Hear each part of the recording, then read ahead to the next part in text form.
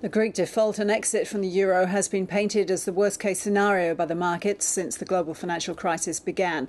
But it looks like that is now a real possibility. Richard Grace is Chief Currency Strategist and Head of International Economics for the Commonwealth Bank.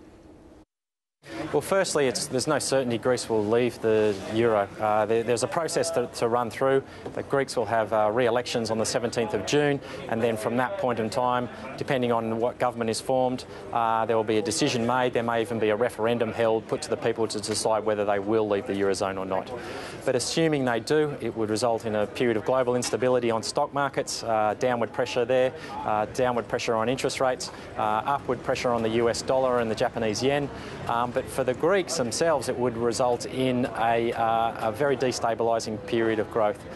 They would go back to their own drachma. We would anticipate a 50 to 70% depreciation in the drachma, a period of hyperinflation in the Greek economy, probable default by the Greek government on its international debt obligations, selective default by certain companies on international debt obligations, and possibly on mortgages held by residents with non-Greek banks.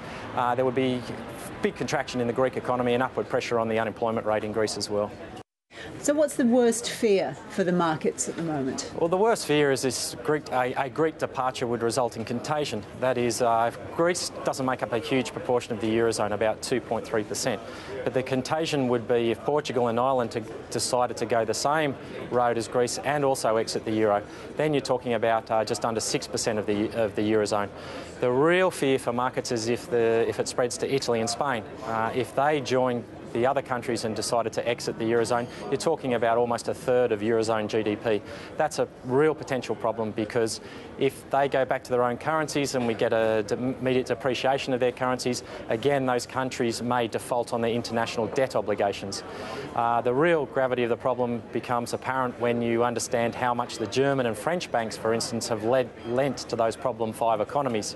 The German and French banks would be forced to the German and French government, should I say, would be forced to bail out their own banking systems, because those German and French banks have lent to those problem 5 economies an amount equivalent to about 16% of GDP in terms of the Germans, and about 26% of GDP in terms of the French banks lending to the governments of those other 5 economies.